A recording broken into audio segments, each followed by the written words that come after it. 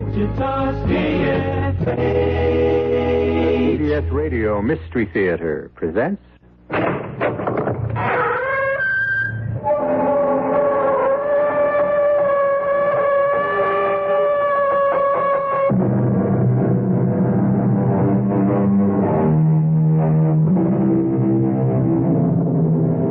Come in.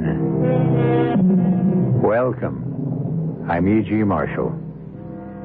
Mark Twain once said that everybody talks about the weather, but no one does anything about it.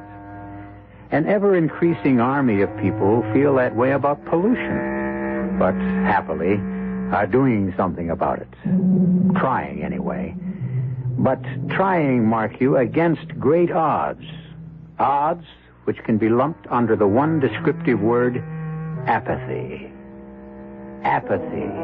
Perhaps the most destructive negative force mankind has ever known. A force which could easily have led to the strange tale I bring you now. Nils, I order you. Put Magda out of the house instantly. She's my wife, Mr. Manderson. You can't ask me to... You fool! She's caught the Red Death. Brought it into my house, my sanctuary. Look at her. Beads of sweat on her face. Blood red sweat. She's caught the plague. Plague or not, I am not putting her out to die. Then I am. And one move from you to stop me and you'll go out with her. I mean what I say, Nils. Every word of it.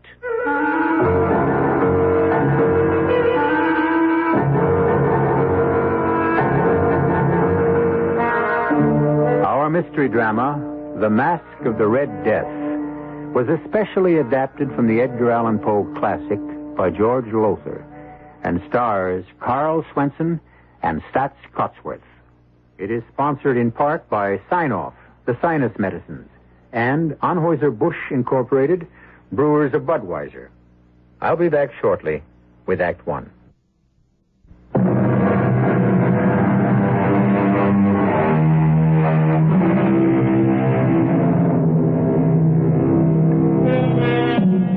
The Masque of the Red Death. The word mask, you should know, is spelled M-A-S-Q-U-E and means masquerade. And to begin this particular masquerade, I'm going to ask you to join me in a huge house, a mansion, on top of Lookout Mountain. We're in a vast living room, one wall of which is made of plate glass, through which, in whatever direction the house turns, yes, you can turn the house by pressing buttons, can be seen miles on miles of country far below. There are others in the living room with us, including the multimillionaire owner of this luxurious estate. That tall, expensively dressed, gray-haired man over there, Milo Manderson. So just shut up, Jack. Once and for all, shut up. Milo, all I'm saying And is... I'm sick of hearing you say it. Flossie's sick of it. Doreen's sick of it. We're all sick of it. So shut up. Okay. But just let me point out one more Jack, thing. Please. Can't you see how upset you're making my father? You're talking as if he were doing something perfectly awful, when all he's doing is saving us from the Red Death. You ought to have a little more gratitude, Jack. Don't you understand? Any of you understand? Look out that window into the valley where the village is. The farmlands, dead animals in the fields, cows, horses, pigs, chickens, everything. Doreen, shut him up. Shut him up or I won't care if he is your husband, which is the only reason I brought him along. I'll throw him out. I'll make up your mind, Milo. You didn't bring me here. You forced me here. For Doreen's sake, not yours. You penniless hayseed, you farmer. Huh. Would you believe it? 1996.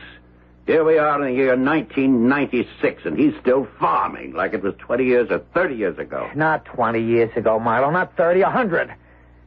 I'm trying to bring the land back to what it was, trying to replenish the earth, to restore what fools like you took out of it with every pollutant you can think of. I'm trying to save... Now I've had it. I'm warning you for the last time. Doreen, talk to this fathead you married. Talk some sense into him. Milo, give Flossie a little drinky. A little martini. I could do with one myself. Now, you talk to him, Doreen. Jack, My father's right. With you, he's always right. Now, listen to me, honey. There's a plague out there, and it's spreading. It's spreading all over the country, and people are dying by the thousands, and all Father's trying to do is save us from it. I tell you, he can't. He can. Father has never failed, never, at anything he made up his mind to do. He spent weeks stocking this place with food and water, everything we'll need to stick things out until the plague's over. All those people dying out there, and we Well, still... why shouldn't we? They'd do the same if they could. Who wants to find himself sweating blood all of a sudden and dying in hours? Not me. I'm sorry for them, Jack. I really am. But that's no reason for me or you to go out there and die with them. There's such a thing as conscience, Doreen. Oh, Jack, you're impossible. What's that noise, Father? The helicopter. Yeah, let me turn the house.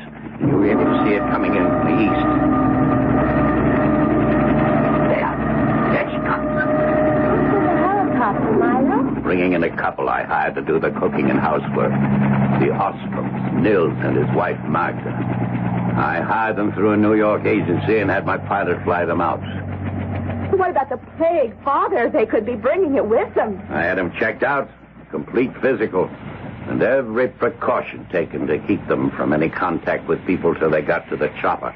Nothing to worry about. Oh, look at that gorgeous hunk of man getting out of the cup. That's Nils. Ooh, 6'4" if he's an inch. Long blonde hair. Oh, wow. You keep your eyes on me, baby. I'm the guy you're going to marry, remember, not him. How could I forget? You're the guy with all the money. Yeah. Okay, here they come.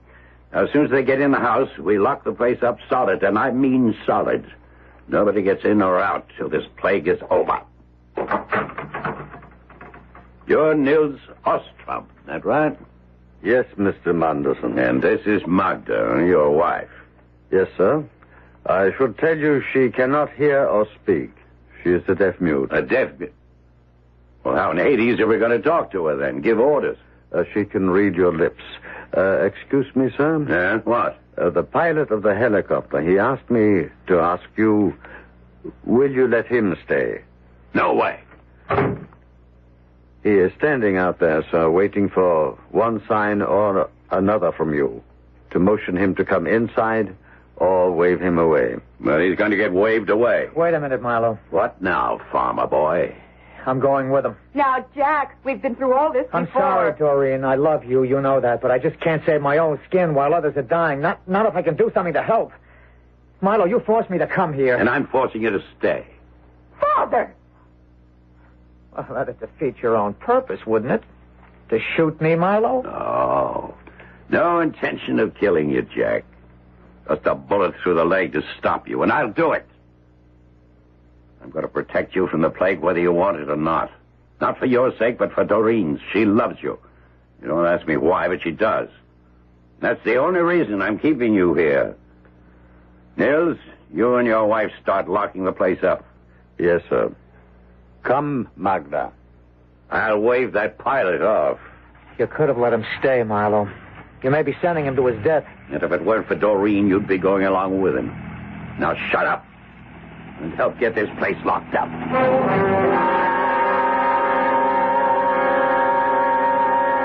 Oh, well, here you are, Jack. Yeah. Milo sent me to find you. Everybody's at the dinner table but you. Just leave me alone, Floss, huh? Sure.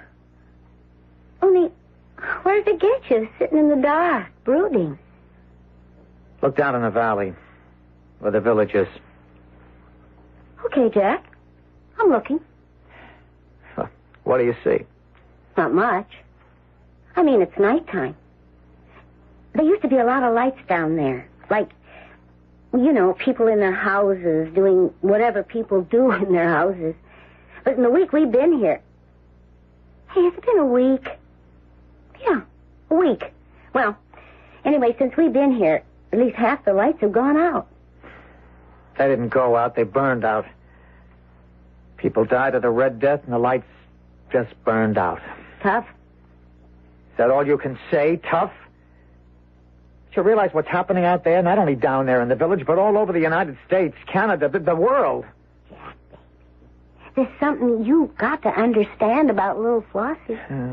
Up here in the head, nothing. Down here, and here, plenty. But up here in the head, oh, forget it. And that's why, when this is all over, Milo's going to make me wife number 4. Only you know something? No, what? Well, I've been listening. All this week, I've been listening to you. And it kind of gets through to me that, well, maybe you've got something. Tell me about what you're all wrapped up in. This orgasmic farming thing. Organic. You wouldn't be interested. So why am I asking?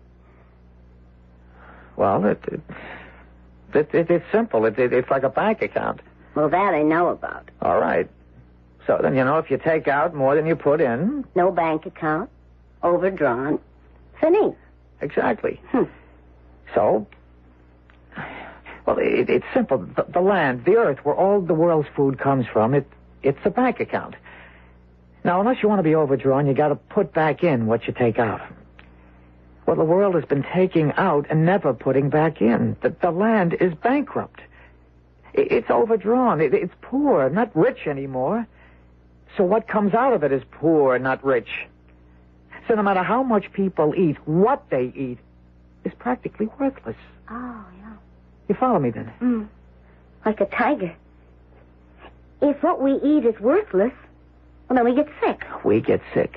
The air gets sick. The waters get sick. And then we get what we've got now, the plague or the Red Death. Oh. So him, Milo, what he's doing, trying to save us from the Red Death, well, what good is it? I mean, if the plague stops like he says it will. It will, but there'll be others, worse. They're God's way of saying, man, you're overdrawn. Lost. Uh-oh. Lost. Milo's looking for me. I'm supposed to find you and... right here, lover, right here. Now, what is this? You and the farmer boy in the dark. Talking, doll, just talking. I sent you to look for him, get him to the dinner table, and you sit here in the dark just talking. Well, I gotta talk to somebody, and you're never in the mood. Not for that. Well, what's so interesting in him? Well, he was telling me about organic farming and how it could save the earth from going bankrupt. No, not that again. Come on, dinner's getting cold. You heard me, Jack. I'll stay here, Milo. Oh, come on, Jack. You ought to eat. Keep up your strength. On that food? It's practically worthless. Well, just to keep me company, then. We can talk some more, and I like talking to you. Yeah, that's about all Farmer Boy can do, talk. Anybody can talk. I act. You just remember one thing, Flossie girl. I'm the one that's saving you from the Red Death. Yeah. Only answer me a question, Milo. Sure. Saving me. For what?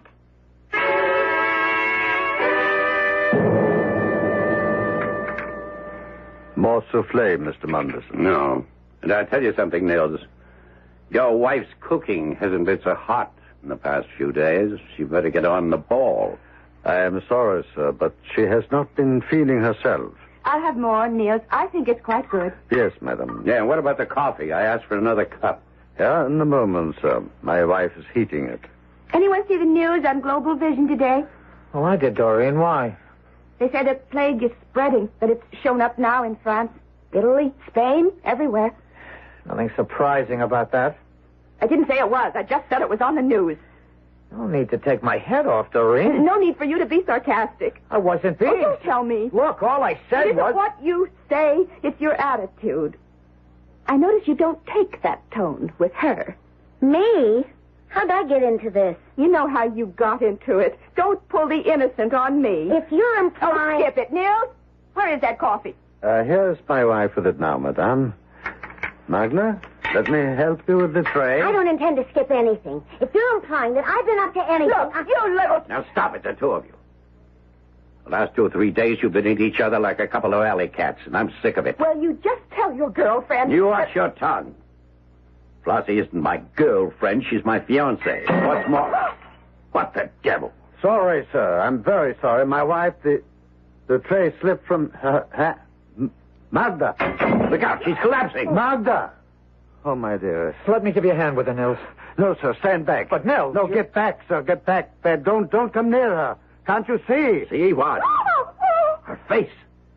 She's sweating blood. Yes, I'm afraid she has the red plague. It's worse than that. She's brought it here.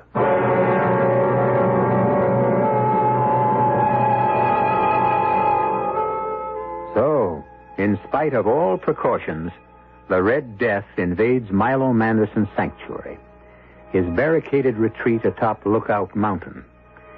And you ask me, another disease has invaded the mansion. Jealousy. Doreen's and Milo's resentment of what appears to be a developing friendship between Floss and Jack.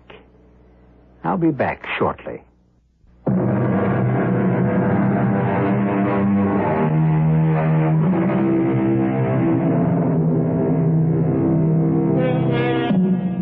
As ye sow, we are told in the Bible, so shall ye reap. It would appear that multimillionaire Milo Manderson is on the threshold of doing some reaping. He thought himself and his few chosen companions safe from the plague of the Red Death, secure in his isolated retreat atop Lookout Mountain, the world and the spreading death in it barred from his door. Not so.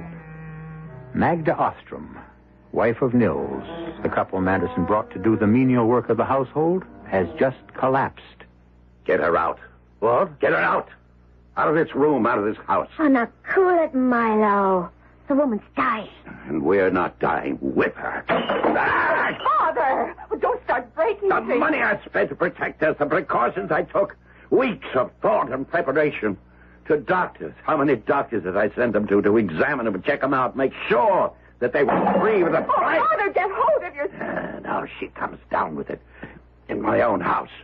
This sanctuary, I nearly killed myself to make ready so we'd all be safe. Get her out of here. You can't ask me. Get her out.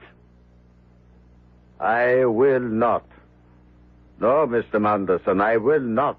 Magda is going to die, but she is not going to die alone. Then die with her. Milo, no. Get out of my way. Give me that gun. Father! Here. Stop it. All of you, stop it. Oh, now you're giving orders. You. Shut up and listen. My wife is trying to say something in sign language. Yeah, Magda. What? No. Oh, but my darling, you... Very well. What did she say, Nils? She said there is no hope for her, and there is no sense in two of us dying. What's she doing? Where's she going? Out of the house. To die alone. Goodbye, my dearest. Goodbye.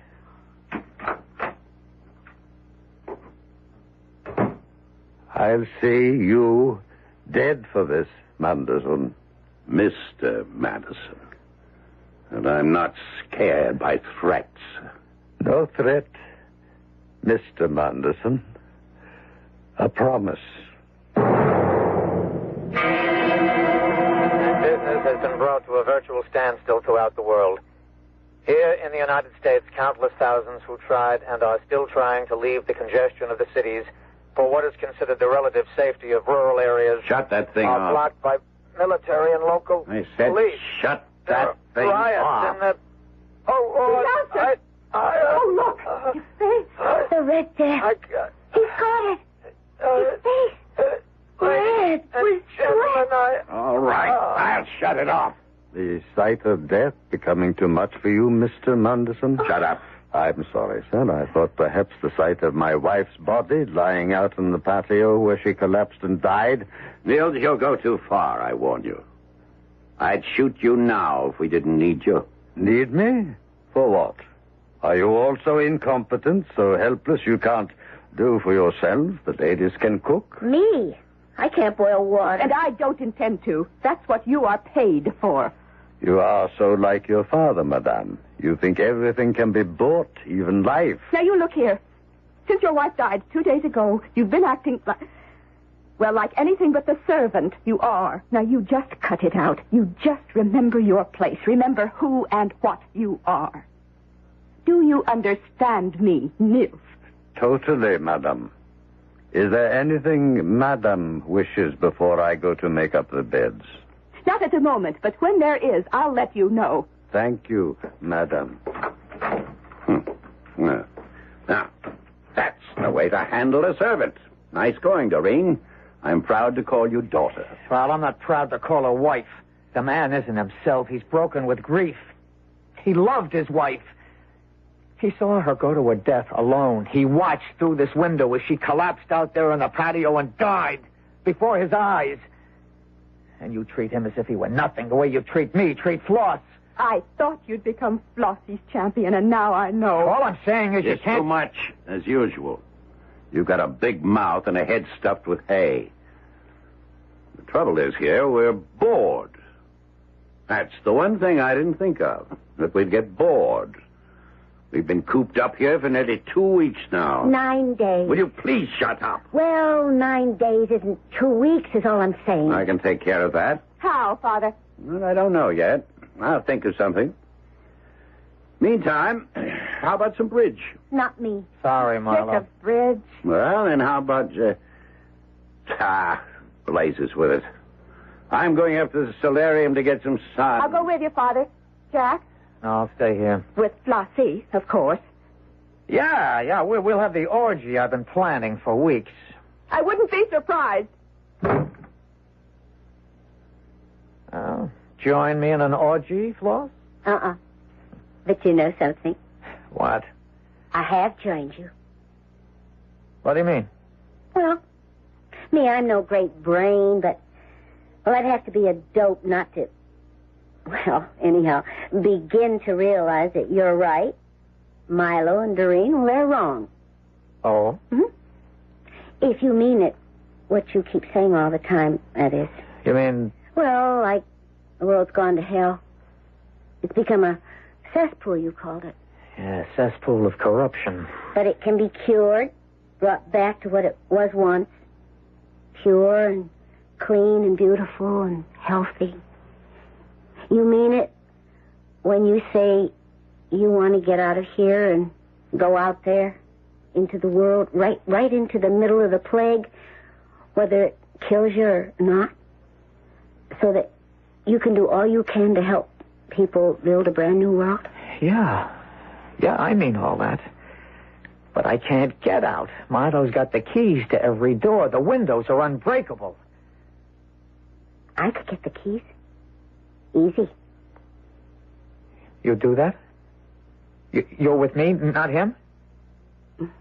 I never was with him. It was a deal, kinda, you know. Yeah. So what do you say? Well? That means leaving Doreen. Oh. You still got a thing for her, huh?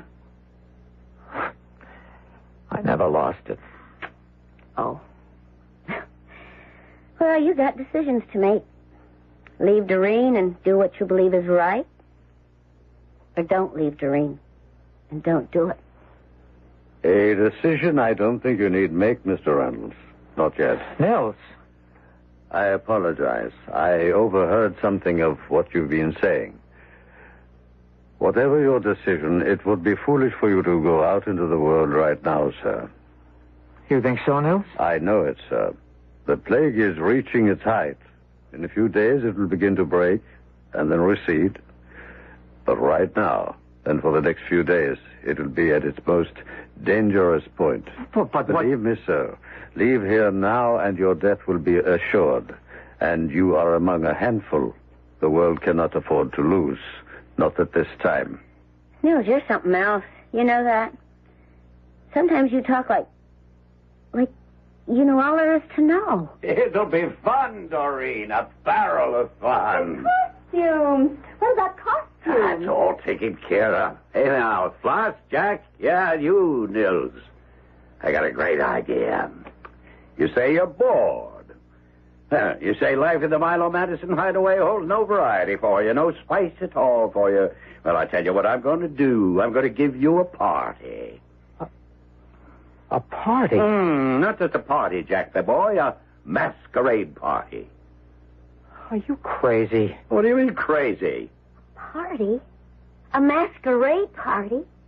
When out there the world is dying?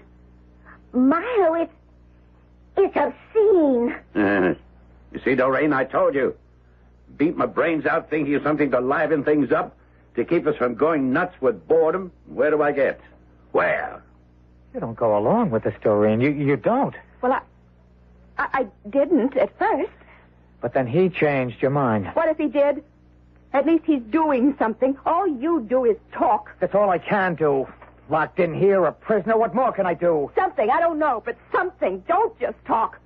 Do. All right, I'll do. Milo, you take your masquerade party and stuff it. I've decided we're going to have a masquerade party. And that's what we're going to have tonight. And you're going to be in it, you and Flossie. Floss, you go along with this? No. Now, look, you little... Tramp? Is that what you're going to say, Milo? Don't put words in my mouth. Don't you put thoughts in my head. Thoughts I wouldn't rather think. Look through that window. There's death out there. All around out there. A masquerade party. How could you think of it? How awful could you be to even think of it? We are going to have a masquerade party. And we're going to have it tonight. If it's the last thing I do. It will be. What? It will be the last thing you do. Now, what do you mean by that? I mean, I understand why you decided to have a masquerade party. 2 days ago, when I held my dying wife in my arms, I told you what I thought of you. And no servant, no lackey, ever told Milo Manderson the truth since the day Milo Manderson realized he had made his first million. Before that day, you, Milo Manderson, you, still retained some shreds of humanity. But on that day, and ever since, oh, God, I call on you. What has this mortal become? He's crazy. Look at him. Arms outspread. Looking up at the ceiling, calling on God like he knew him. He's out of his head. Hear me now, Milo. Miss... Milo! Hear me. It's revenge you're after. I told you the truth. The truth of not what you are, but what you have become. God made you beautiful. You have made yourself ugly. You must learn you are wrong. And in learning, come back to God. Come back to truth. You want revenge on me? You shall have it. And you shall learn the emptiness and the hollowness of it. Revenge is mine, says the Lord, not yours. Mine. And this, Milo Manderson, you are about to learn. And may God, in his infinite mercy, help you bear the agony of the learning.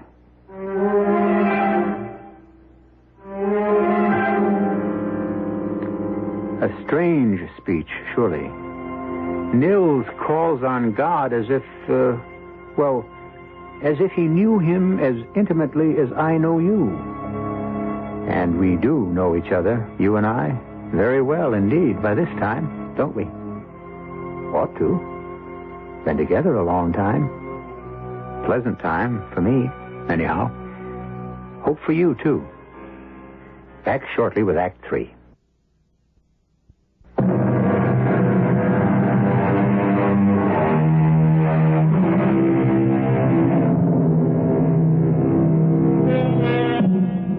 Death, in the form of a plague, known as the Red Death, lays waste the world, while in an isolated mansion atop Lookout Mountain, multi-millionaire Milo Manderson, seeking refuge, barricades himself and his companions from it.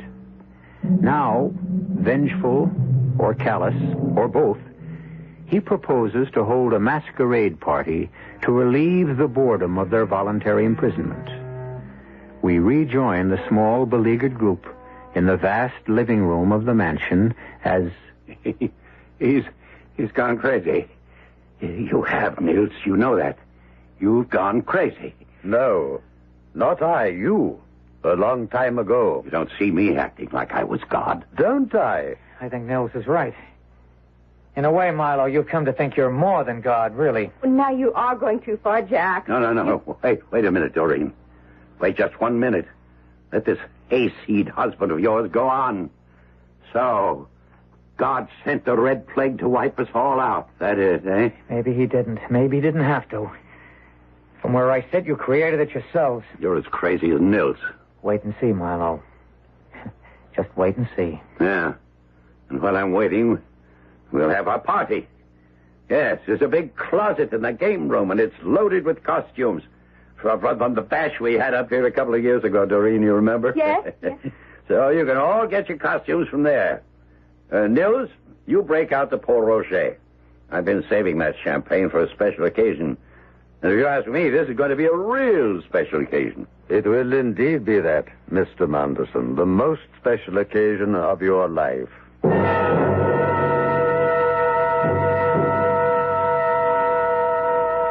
Jack. Yes, Doreen. Hook me up and back. This Marie Antoinette costume is hard to manage. Oh, okay. You look handsome. That black and white domino. What kind of mask? Black or white? Black. Oh, romantic as well as handsome. And sulky. Sullen. Worried is the word, Doreen. Very, very worried. Oh, now don't tell me that little act Nils put on, that performance of stretching his arms wide and crying out to God. Don't tell me it got to you. The way it got to you? To me. I thought it as laughably ridiculous as my father did. Your father He's did... only trying to save us from the Red Death, Jack. And it's about time you gave him some credit for it instead of insulting him every chance you get. I'm not insulting him. I'm trying to wake him up. I don't know why it is, no matter how I try to keep things pleasant between us, you always manage to start your eternal harping on pollution. I'm sorry, Doreen. Oh, you're always sorry. But that doesn't help. You ruin everything, just as you're trying to ruin my fun. Fun? How can you talk about fun? Because I need fun. That's why, because my father's right. We're going house crazy with boredom, and I don't see how a few hours of fun will change anything in that world you worry so much about, one way or the other. The music is starting. Oh, let's go down. Jack, please, please, for once, let's enjoy ourselves.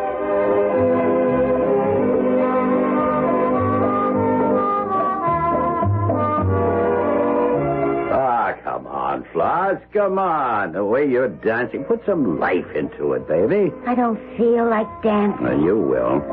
All he needs a couple more glasses of champagne. Soon take care of that. I'll say one thing for Nils. He may be batty as a bedbug, but he's a good servant.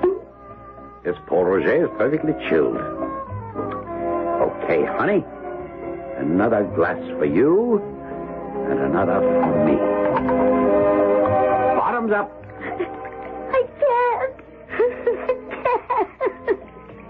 How can you? How can you? Don't cry, Floss. Don't cry. I can't help it. How can I try to be happy with all that's out there beyond that window? Be happy? You want to know the truth? I'll tell you. The truth keeps crowding in on me, pressuring me, trying to suffocate me. But I push it away. Because if I didn't, it would suffocate me. Flossie, the truth is, way deep inside me somewhere, I'm scared.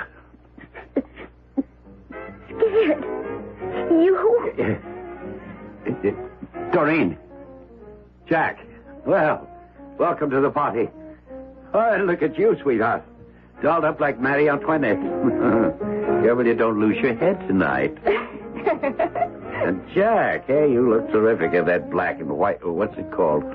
Domino. Yeah, that's it. That's what it looks like.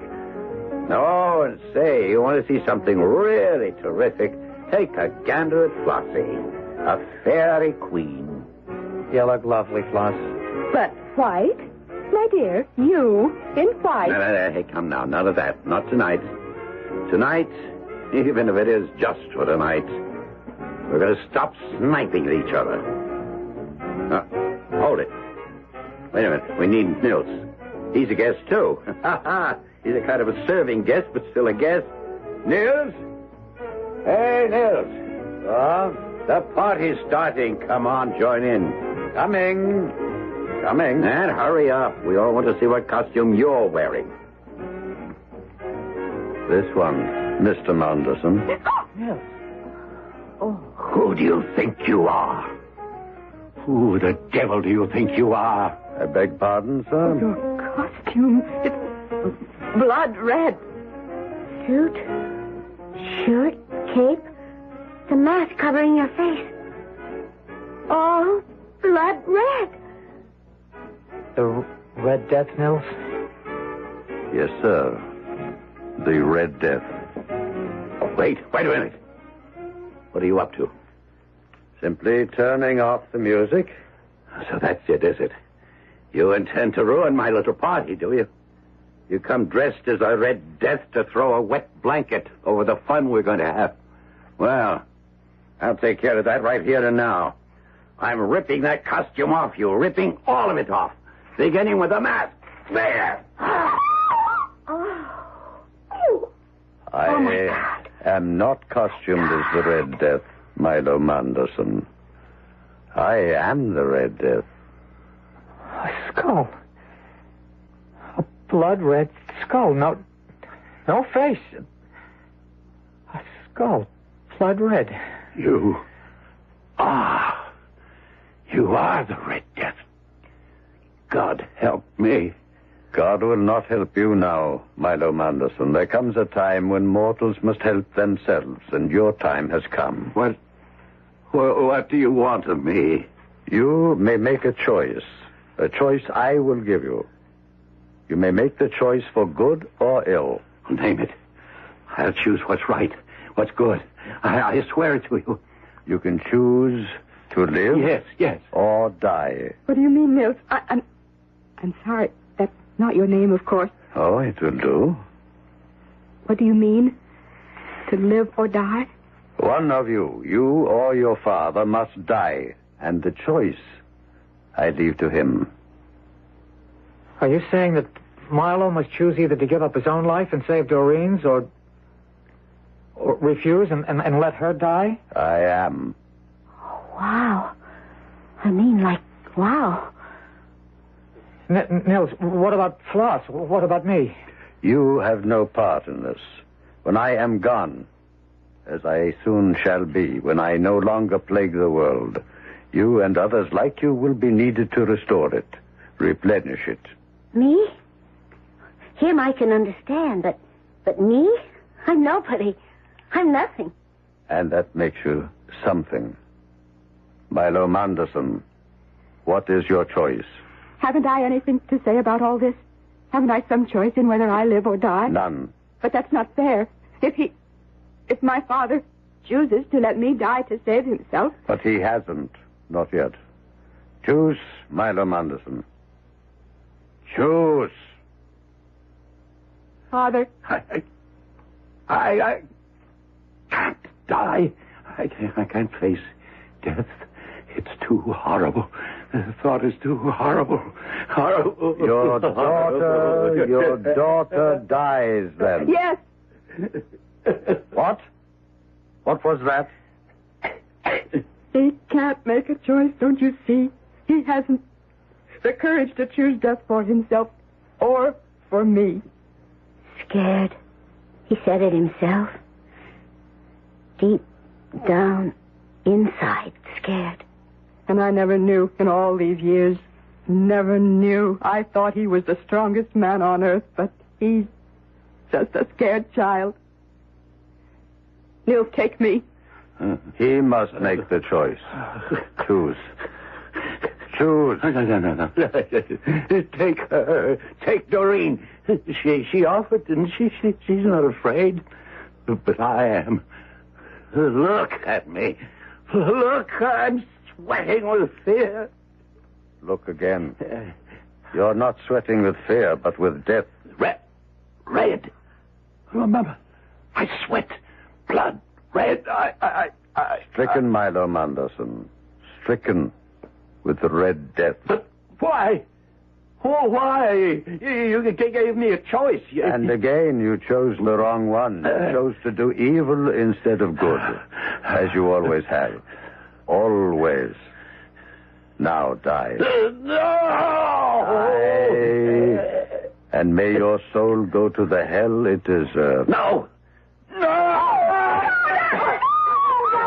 He flung himself through the window. Lying out there next to Magda. Oh, Mother. Easy, Doreen. Easy. Take it easy, sweetheart. Nels, I think... Where is he? He was there a second ago. But now, just the costume laying in a pile on the floor. He's gone. Well, let's hope so. Let's hope he's gone forever. Not only from here, but from the world out there. What world?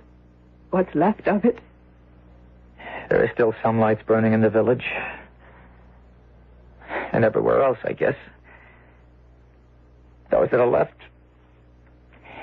Maybe God made a choice. And maybe we're part of it. Whether we are or not, the only choice we've got is to go out there and start helping. Start rebuilding, start creating another... and with God's help, a better world.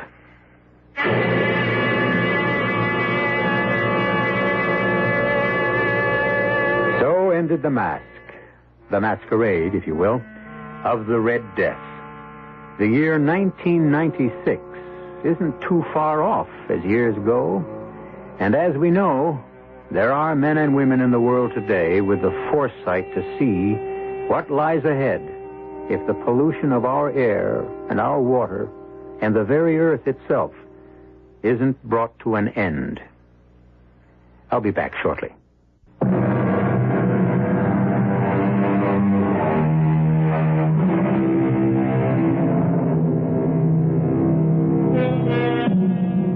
The strange tale I've just brought you was an allegory, a story designed to symbolize a message, a truth. Of course, it never happened, but it could. Our cast included Staats Cotsworth, Karl Swenson, Lois Smith, Jack Grimes, and Evie Juster. The entire production was under the direction of Hyman Brown. And now, a preview of our next tale. Listen. What's that? What's he saying? He's crying as if his heart would break. This is terrible. Poor Wyatt. He's in agony otherwise. Yes, I can hear him. Poor man. Will, what is he crying over? It can't be the painting, even if it had been damaged when those sailors bumped the box. Elvira, it can't be that. It isn't. Isn't? I told you, I've had this feeling all along. This sense of something. You know. And now I'm sure. It isn't a painting that's in that box, Will. It's a corpse. A corpse? And the question that I've been asking myself all along is, whose? Radio Mystery Theater was sponsored in part by Buick Motor Division. This is E.G. Marshall inviting you to return to our Mystery Theater for another adventure in the macabre. Until next time, pleasant dreams.